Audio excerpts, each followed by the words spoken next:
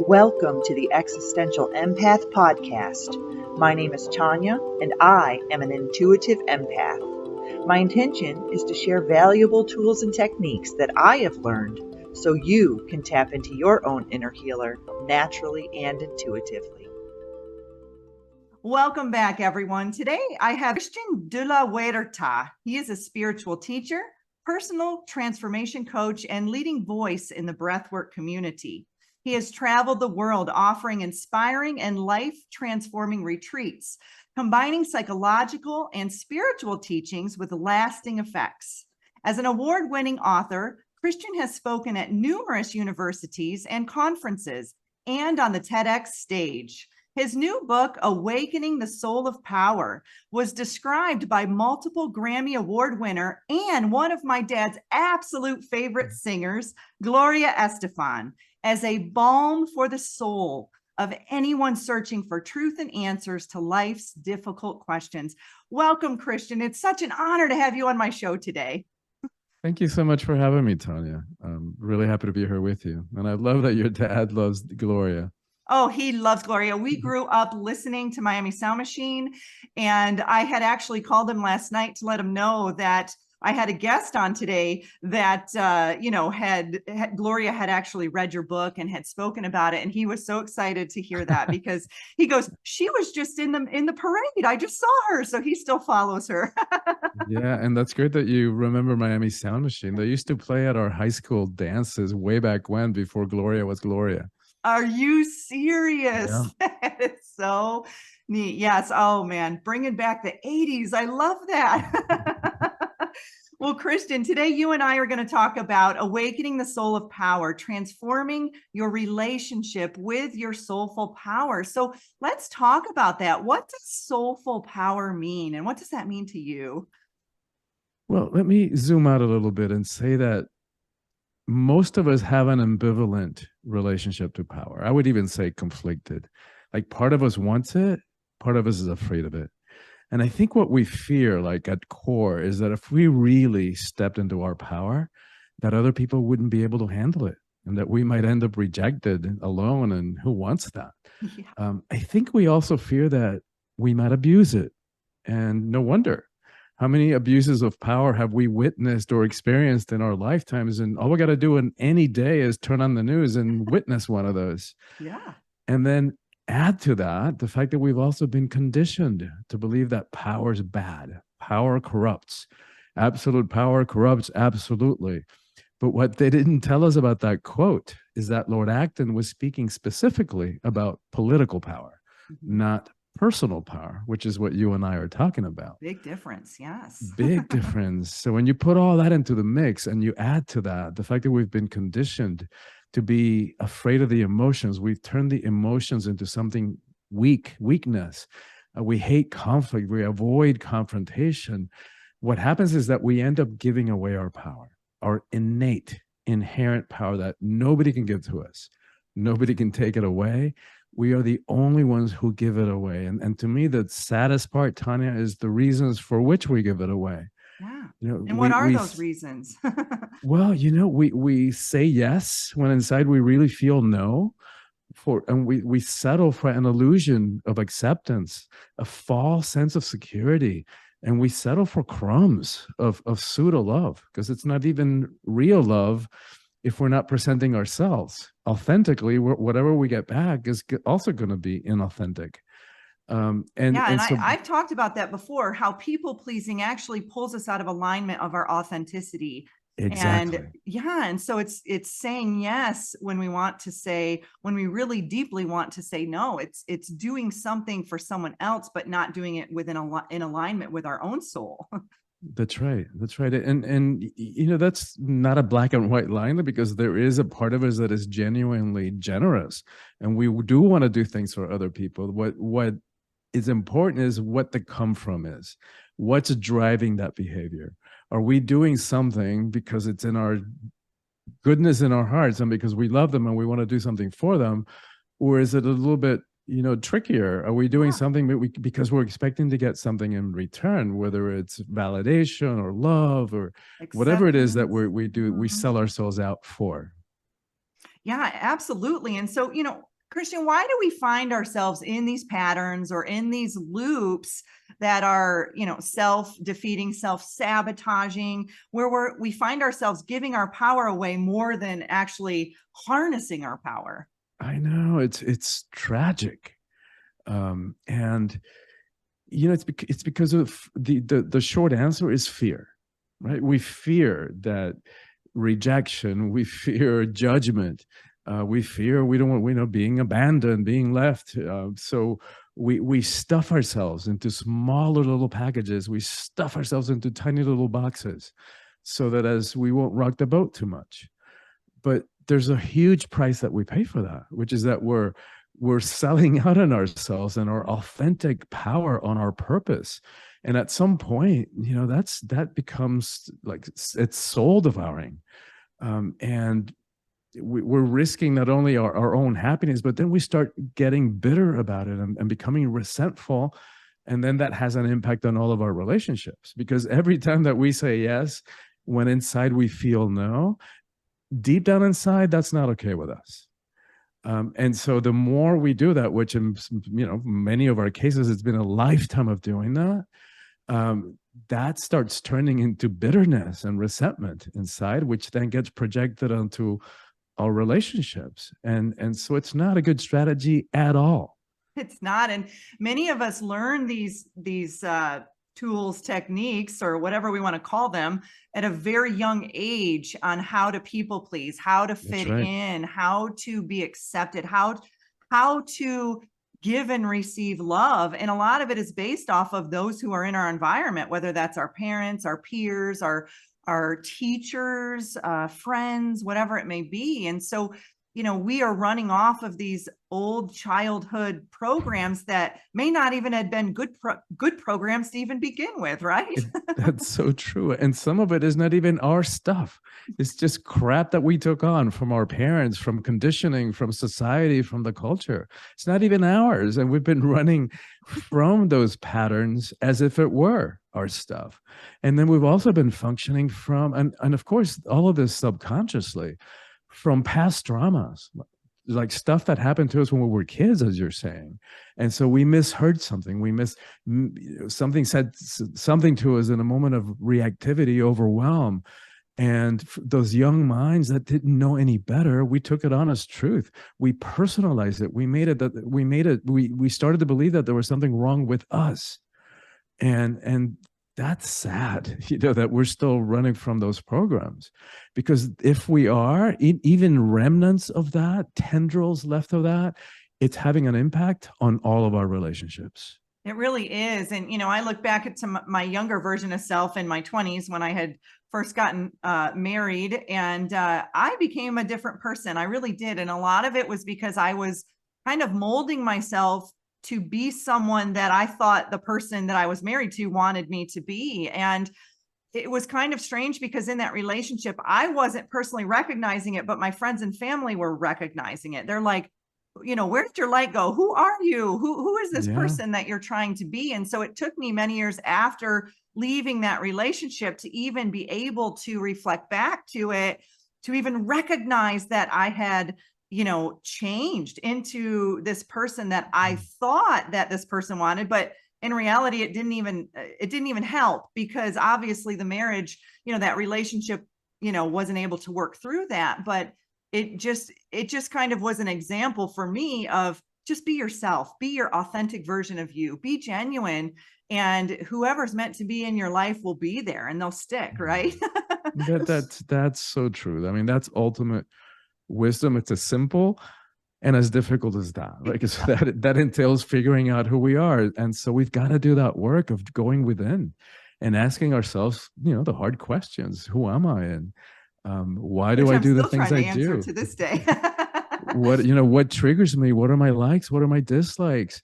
What turns me on? What am I passionate about? And the more that we get clear about who we are, then we can just rest in that, and we just get to be who we are wherever we are. And you're absolutely right. What other people do with that is not our job. That's not our problem. That's theirs. right? Our job is to be the most that we can be, to express that unique human potential to the max, to the fullest. Because if we don't do that, nobody else is going to do that. And it's our own unique, expression of who we are. And Exactly. that's why we're here. We're all, we're all sharing our own uniqueness and our own authenticity. So Christian, you do what's called soulful breathwork. Can you talk about that? What is that? Yeah, and let me pause that, because you just reminded me that I never answered your original question about what is soulful power.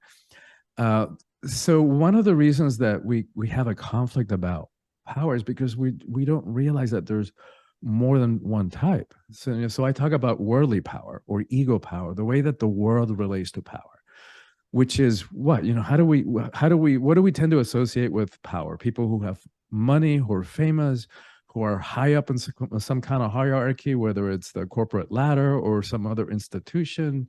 And all those kind of powers, expressions of power, are outside of us. They're external. So fickle, right? Here today, gone tomorrow. And they're kind of taught, right? They're taught to us what power looks like in Yes. the world, on the world stage. Yes. And that kind of power is always has an agenda. So it's always trying to get something for itself. And it's aggrandizing. So it's always trying to appear bigger than it is, more powerful than it is. It's like kind of puffing itself up like a turkey in heat. Whereas the other kind of power, what I call soulful power, is inside each and every one of us. And like we were saying before, nobody can give it to us. Nobody can take it away. And it's humble.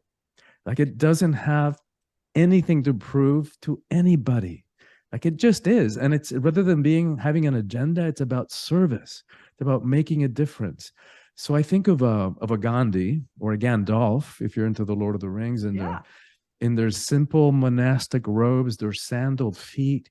You would never know how much power they hold until it's necessary. Mm-hmm. And then get out of the way. Gandhi brought the British Empire to its knees when it was at its highest point in terms of global reach, without landing a punch or shooting a single gun. That's power. That's fascinating. That, just thinking of that in itself, just really harnessing your own soulful power, that personal power, and how it's infinite, right, Christian? It's not like you've got the set limit of how much power you right. have within your soul. It's infinite. That's right. We are the only ones who put those limits on it. Yeah, exactly. And it's like time and time again, I find myself doing that too. And I know this understanding and this concept of limited beliefs. And I find myself catching myself and, Yeah. I'm limiting myself again. No, Yes. we've got to break that, break Yes. that barrier, break that program, break that thought pattern of limiting ourselves, because it is just beyond limitations. Yeah, it's subtle and it's insidious. And it's almost like the further we go along on the spiritual journey, on the consciousness journey, becoming more aware, it becomes more subtle and trickier. And you catch yourself in those moments too, because I find that it's like, ooh, how did I get down that path when, exactly, it's almost like I know better than that. But that's part of being conscious, is catching yourself and then shifting it and aligning. making a different choice in the moment. Yeah. And it's just really understanding that and not beating yourself up about it. Cause I think that's part of where I'm learning that process is I do catch myself, in those thoughts. And then I want to find a way to beat myself up. And I'm like, no, Tanya, that's in itself an old program, an old pattern. Exactly. It's all part of the ego and its shenanigans. And you're right. That self-punishment thing we do in ourselves, it's part of that. It's part of that same dynamic. And it's beating ourselves up unnecessarily. The things the number we do in ourselves, the things that we tell ourselves inside of our heads, we would never say to anybody else. We're so cruel and harsh with ourselves, much more than we are with others. Yeah. And it's funny. Last year I went home to spend some time with my parents because my mom had fallen and broken her heels. And so I went home to help. And it was really funny being, I hadn't been home in over 20 some years, to that extent where I was staying there for a month or more at a time. and just recognizing where the patterns, that Mm, I have picked up come from watching my parents. And so it was kind of neat in the moment to consciously bring those patterns to the awareness of my parents and the awareness of myself, and watching them kind of sit back and say, wow, where did I pick up that pattern? And then seeing them trace it back to where it came from. And this can go back many generations as to where these patterns of self-sabotage, judgment, people pleasing, all of those things yes. start. And so it's really just, being consciously aware of it and bringing it to the surface to heal. Absolutely. So true. Carl Jung, the psychologist, said that the process of enlightenment is having the subconscious conscious, right? So that most of us are going through life, we don't even know why we do the things we do, with unexamined beliefs, unquestioned values, and all that we're saying is look at it, analyze it, question it. You can land on the same choice if you want to, but at least go through the process of questioning and asking yourself, why do I believe that? Where did Where that did come that from? start? Where did that Yeah, come from? And then if you have to, pick up the phone and ask your parents, ask your teachers, ask your siblings, where did this come from? Because sometimes you don't even know. yeah, yeah. And sometimes it feels in our relationships, because we repeat patterns in relationships, and sometimes it feels like it's the same boring movie that we've seen before. It's only a different actor, a different co-lead, Like a but the Hallmark same rom-com. It's always the same. same old crap, same arguments, same issues, just with a different actor, a different player.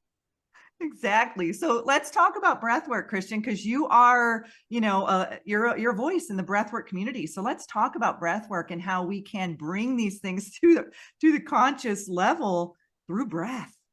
Yeah, the breath is magical. It really is. And breathwork is a really broad umbrella term. So, there are a lot of breathing practices, breathing techniques for different purposes, for increasing focus or energy, or for relaxation and sleeping better.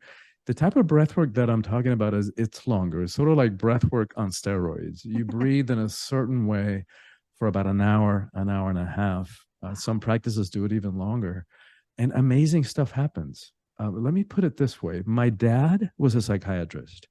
My degree's in psychology. I was on a track to get a PhD. When I discovered breath work, I jumped tracks. I never went for the PhD because it works so fast and heals so profoundly at so many levels. I don't know anything to this day, and I've been doing this for like 30 years, over 30 years.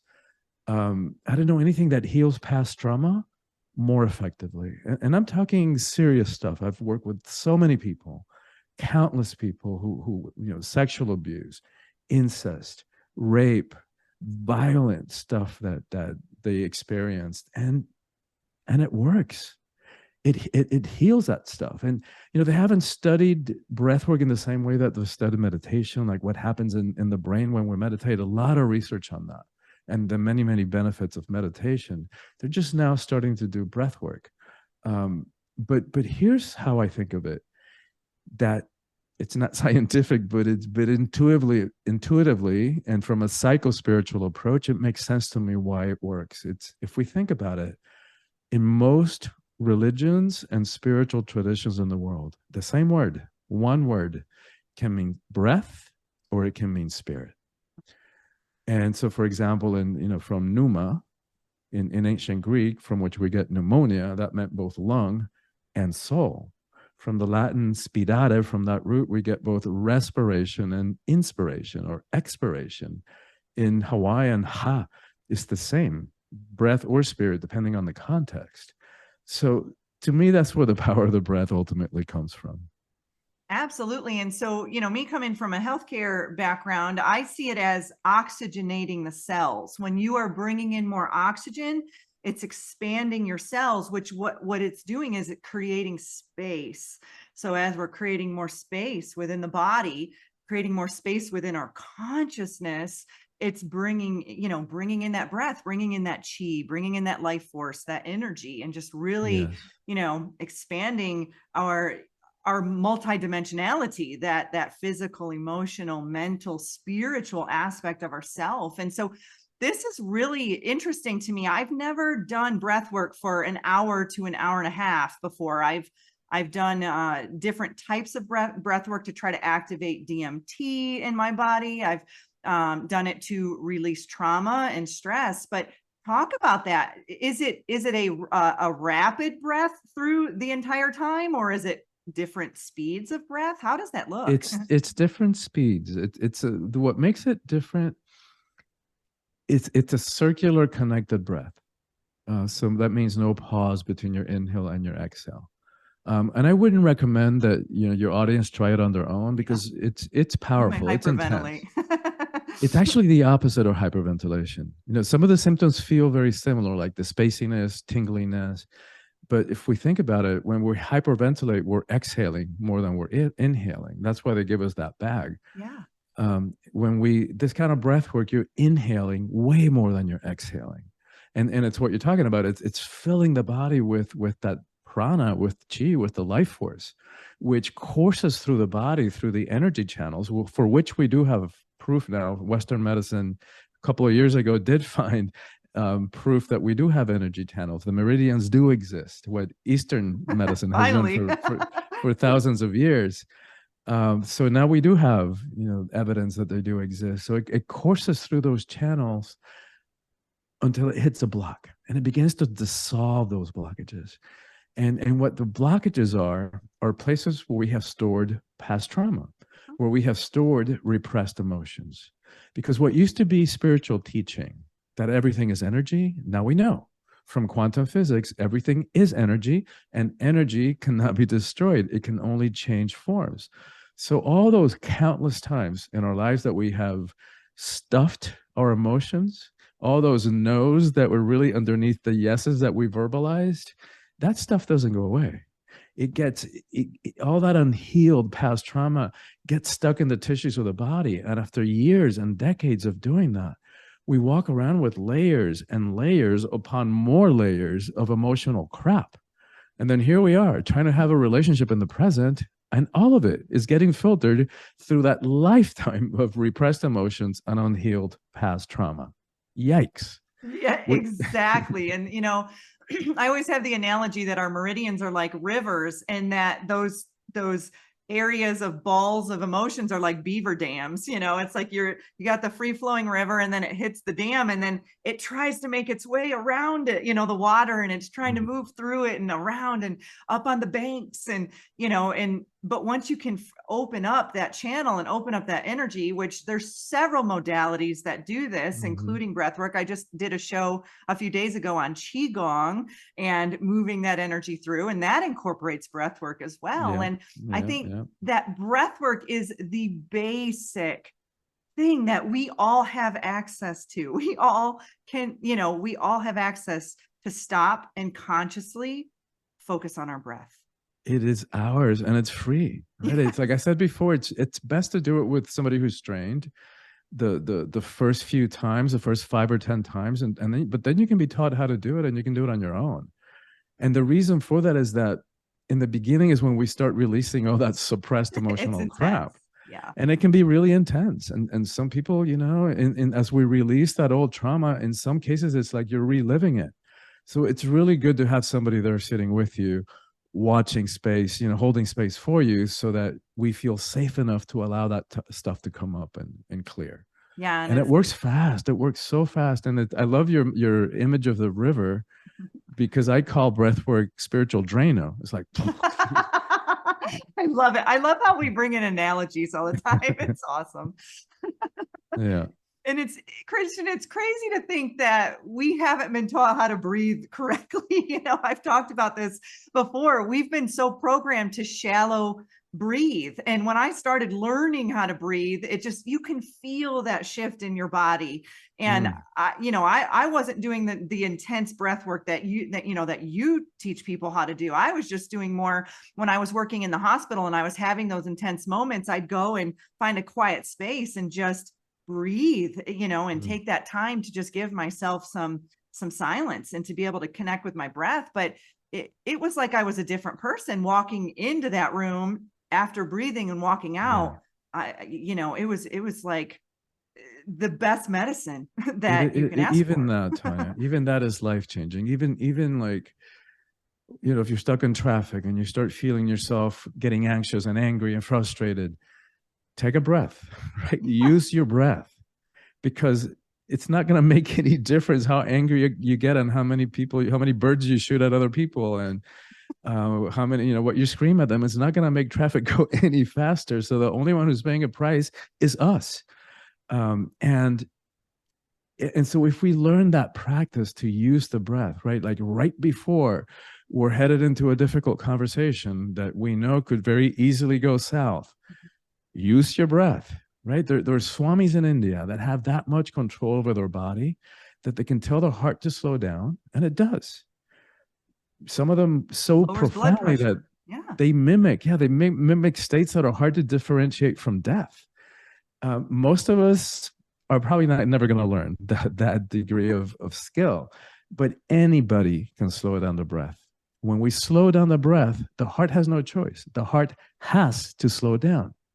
And when the heart slows down, the body begins to relax. The nervous system begins to quiet down. So it's really a simple practice. Anybody can do it. It just takes presence, remembering, being aware of ourselves, and knowing what are the signs when we're about to get triggered, which we all know. Right? We all know what happens in our body when we're about to react and get angry, right? Our breath shorts. Our heart starts palpitating. Our face flush. We get hot. We start lashing out sometimes. Yeah. Well, that's the thing. We got to nip it out before we lash. We got to nip it before we lash out. Exactly. That's the thing. There's a magic moment in there. It's like a pressure cooker. It's like, yeah. If we wait too long, it's too late. So we have to nip it at the bud before we go over the fire, the waterfall, and then say or do something that we're going to regret. We've all done it a bunch of times. React, and then regret it. Like the adrenaline quiets down, and then it's like, oh God, I can't believe I said that. Yeah, that was my younger version of self. It was, hold it in, hold it in, hold it in, boom, blow up, and then think about it, and then feel guilty later, and then go apologize. Exactly. Like that's kind of how my program ran until I actually recognized my patterns. And I was like, this is not healthy. This is so toxic. But I was holding it in because I didn't want to blow up on someone. I didn't want to cause conflict in the moment. But in reality, I caused a huge conflict because I was holding it in for so long.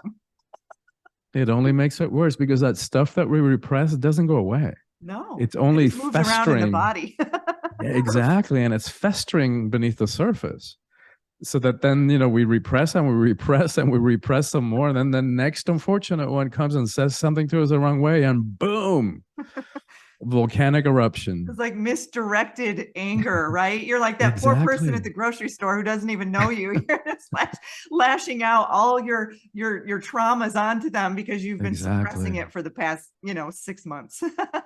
Or 6 years or 60 years. That happened to me. It's not really a funny story. I feel bad for this person, but I was going through a divorce, and I was moving out, and I was moving into a new space, and I had gone to a furniture store.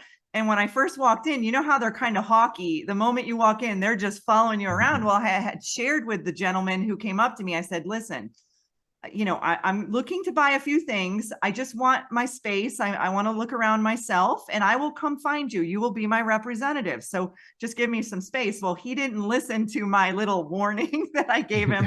I was with my sister, and he kept following me around.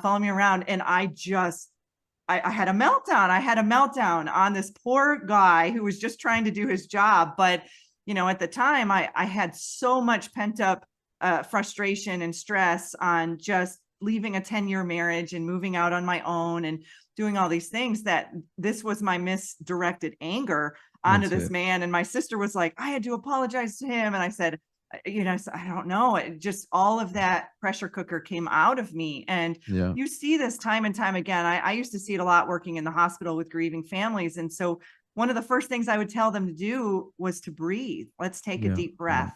Do you need anything? What are the basic needs? Water, food, sleep. Then we would have the conversation.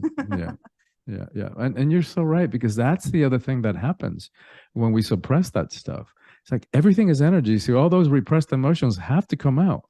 So either they come out in that dramatic way that you were just talking about, that explosive way after suppressing it for too long, or it starts seeping out and showing up as bodily symptoms, as disease, cancer, heart attacks, ulcers. Very So unpleasant things. we've got to get this. We've got to learn how to feel our emotions, how to have our emotions, how to communicate them courageously, because it's always going to take courage, responsibly owning that they're our emotions and that nobody can make us feel anything, and gracefully as possible, in a way that the other person can hear it, rather than just dumping it on them. Yeah. 20 years in 5 minutes. Exactly.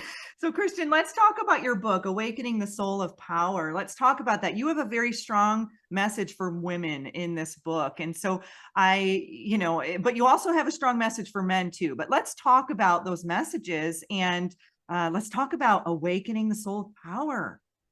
Yeah, that's the whole message of the book, is that there is a way that we can step into power that doesn't require that it be about hierarchy, control, fear, force, domination, manipulation. That doesn't require that we push anybody down, step on them in order for us to feel powerful. So, like, how do we do it in a different way? And the book is for everybody. Everybody struggles with issues of power, but it has a particular message about women's empowerment. And that comes from my belief, my conviction, really, that the empowerment of women is the single most important thing that needs to happen in the world. And it's not to idealize women. It's not to put women up on a pedestal. Women also abuse power. And it's certainly not to give women more stuff, more crap that they have to clean up in this world. Or more masculine energy. I think when you think of that, you're like, a powerful woman has a strong masculine energy, or at least that's a societal program. Yes. Yeah. That's the conditioning, that we think to be powerful, you have to look a certain way.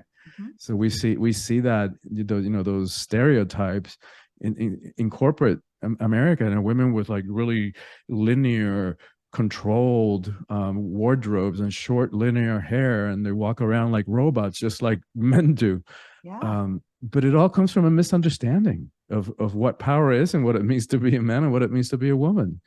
And so I believe that when women are in 50% of power in this world, we're going to have a very different relationship to war and poverty and hunger and social justice and education and the environment, to all of it.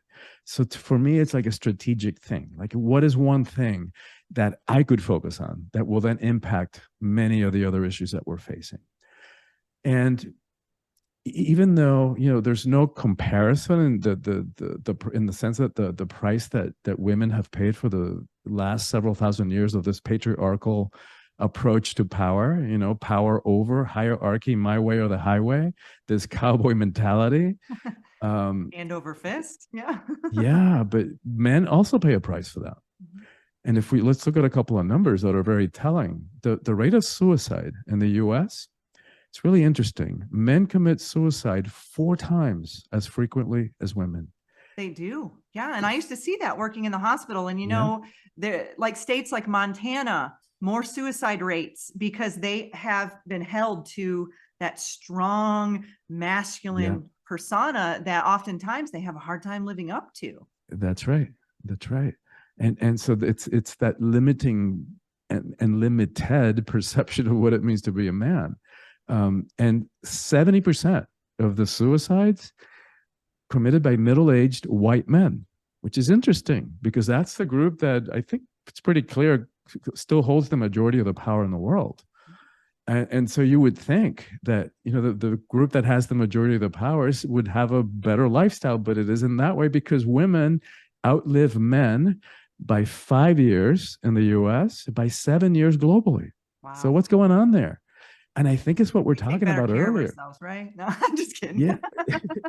Well, I think it's the repression of the emotions, and this walking around like we think that to be a man, you got to be this uncaring, unfeeling robot.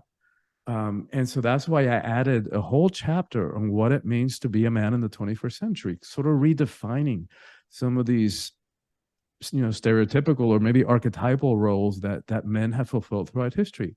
How do we upgrade the definition of masculinity for the 21st century? Because the way that it is now, it's not working for anybody, including men.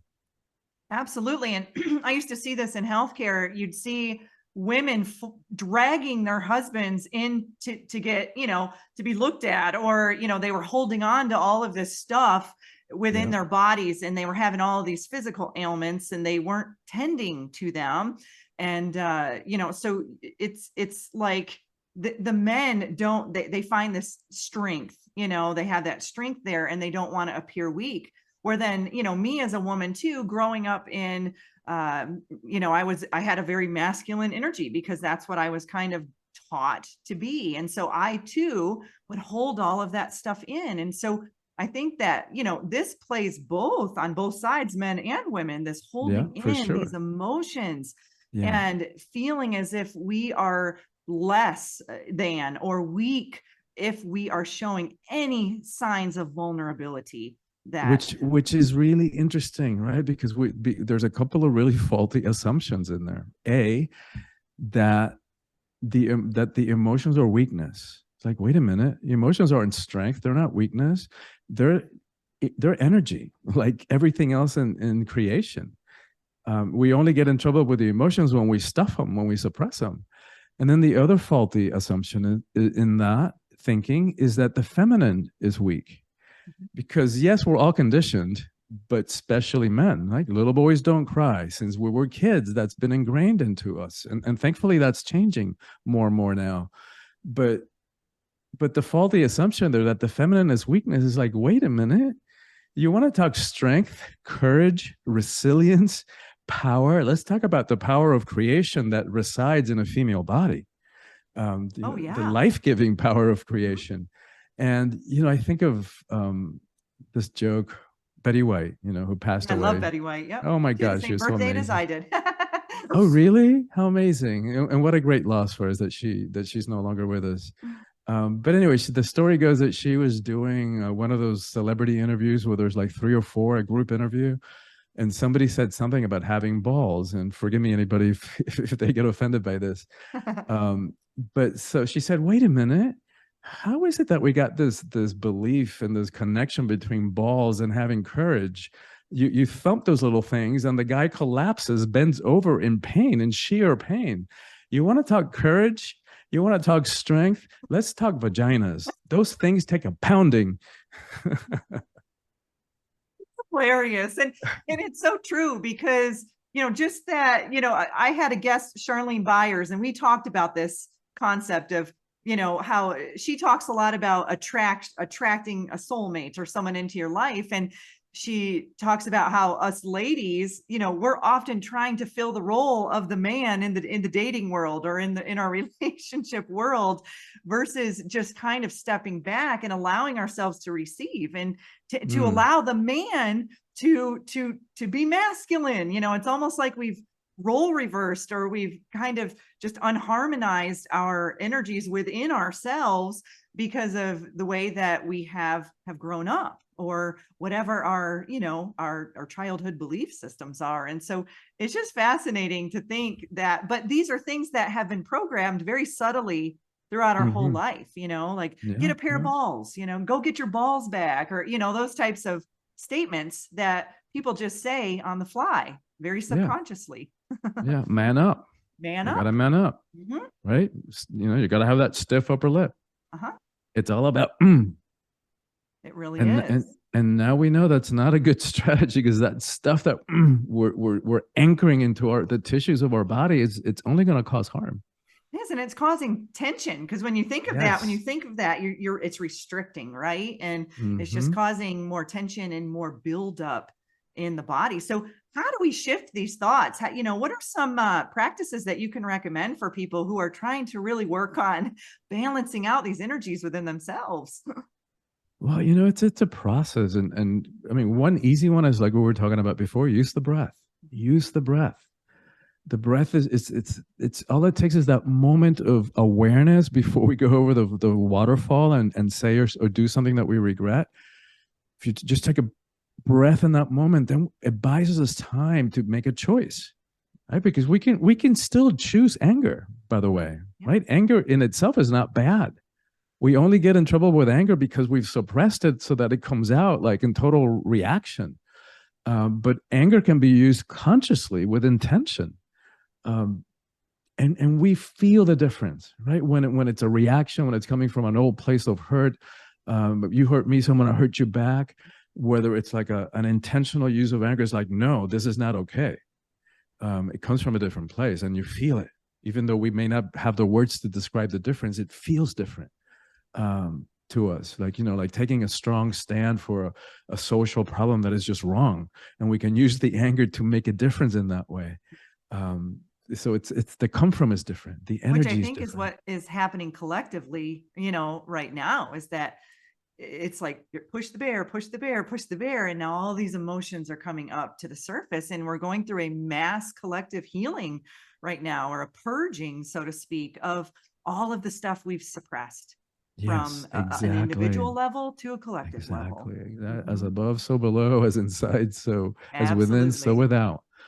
So that for sure. And the other thing that's happening that we were talking about earlier is like all these unquestioned, unexamined sexual roles, gender roles are being questioned. What does it mean to be a woman, and what does it mean to be a man? And so we're in the middle of that confusing time where things are not the way they used to be, and we haven't landed yet on where we're going. So it's understandable that it's confusing. And it's understandable too that men are even extra confused, because as women, more and more women reclaim their power, which they're doing. It's interesting that I think the last year that I have dates for, like 2017, 2018, more than in 40% of heterosexual households, the woman is now earning more than the man. Yeah. And more than 50% of college graduates are women. And so when you combine that with a lot of these jobs that men have traditionally fulfilled, that have been outsourced or replaced by computers and robots, a lot of men are having a crisis. Like, who am I if I'm not the provider? Because that was their identity, or what it means to be a man. So that was one of those roles that I go into in that chapter. And it's like, wait a minute, let's not limit the definition of what it means to be a provider. Are you really going to define yourself by the size of your paycheck? That's a very limited perspective of what it means to be a man.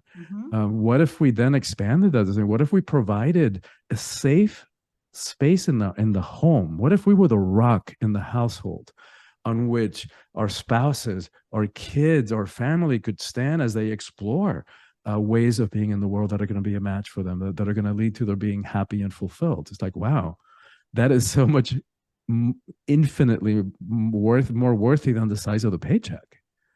But we're right in the middle of that. So it's understandable. My heart goes out to them that it's a lot of men are in crisis now as all these roles are being redefined. It is. And we're all kind of just spinning our heads. I mean, I grew up in a family structure where mom and dad both worked, but mom and dad both cooked and cleaned and did a lot of things. So I saw a masculine playing the feminine, and I saw a feminine playing the masculine, and vice versa. And so, but then when I, got married, I fell into a structure where mom stayed at home and tended to all the family's needs, and then dad went to work. And so, in that dynamic with me in that relationship, it was just very different upbringings on how we, kind of viewed that masculine role and that feminine role. And so we're going to a place of harmonization now, and the universe is always seeking for harmony. And and it's like we're going through a bit of a sifting process. I feel like we're all being sifted individually on, and I even question that daily myself. What is my role, in my relationships, and what am I bringing forward, and what percentage am I bringing a feminine energy, and what percentage am I bringing a masculine energy, and is it more, one way or the other? And so it's really just being self-aware in your own energy and what you're bringing to the table. That's it. That's ultimately the answer to your question earlier. Like, what can we do? It's become more self-aware. We can't do anything about what we can't see. So that's the first step, and sometimes it helps to get a coach, to get or go to a therapist, or even just a friend who's done the work on themselves Yeah. and who gets these concepts of how the mind works and how we sabotage ourselves, and who can be a credible mirror, and who can help us see the blind spots that we all have. Yeah. And so it's really good to have that support. I encourage everyone to go home in their later years and go spend some time with their parents. You'll have a nice little mirror splash back in your face. I think I did more healing in that several months that I was home than I had done in a long time. And I think it was just because everything was there. And I wasn't just healing, my parents were healing too. And that was the For glory sure. of it all, is that we were going through this kind of familial healing process during that. I'm not going to say it was easy, because it Mm-mm. definitely wasn't, because I was being triggered. Things were coming to the forefront, but I had different tools and techniques this go around. So I was able to move through it without lashing out and having those Mhm. bursts of emotion that I, would have had earlier on in my life. How beautiful is that? That it turned out to be a family healing. Yeah. How beautiful is that? And you're right, it's not easy. In fact, I say that it's heroic to do what we're talking about. Even to become aware of what we do, the things we do, we have to be willing to go inside and ask ourselves all the hard questions, and sometimes remember stuff that's not pleasant to remember, or feel stuff that we have spent years or decades running away from, trying not to feel. So it's heroic, and it is so worth it, because the alternative, it doesn't work. The alternative means that we're going to continue being run by that our relationships are going to continue to be run and ruined by our subconscious stuff, that we're not even aware of why we do the things we do. Yeah, and we're never going to feel that fulfillment within our relationships, because we're continuing to run off of old, outdated programs Yeah, that exactly. just no longer benefit us anymore. And it's like we're seeking these, fulfilling relationships, when really we need to look within ourselves and heal that relationship within. Exactly. Yeah. So, Christian, Right. this has been such an enriching conversation, and I've really enjoyed spending this time with you. So, for those out there listening or those watching, how can they connect with you? Where can they find your book? Do you have a website where they can look more into the services that you provide? Thank you so much for asking that question, Tanya. And thanks for having me on the show, by the way. And thanks for having the show, because I know that in your willingness to do that, a lot of lives are being touched and impact and improved. And in terms of where to reach me, the book is available wherever books are sold. So you can order it at your local bookstore if you want to support them. You can get it on Amazon or some of the other online platforms. In terms of reaching me, probably the best way is my website, which is soulfulpower.com. SOULFUL power.com. And for anybody who goes to my website and gets on the email list, and we all know how easy it is to click unsubscribe if it doesn't work for you down the road. But anybody who does get on my email list, we'll send them a sample chapter from the book. We'll send them some power practices designed to integrate the teachings, so they don't stay at the level of information, because you and I know we don't need more information. We've got information overload. What we need is transformation. And that comes from really taking on a set of teachings. And that's what those power practices are designed to do. And we'll send them also a guided meditation, a recorded guided meditation about how to move into a place of trust, how to be that eye of the storm in these times of chaos and fear and uncertainty.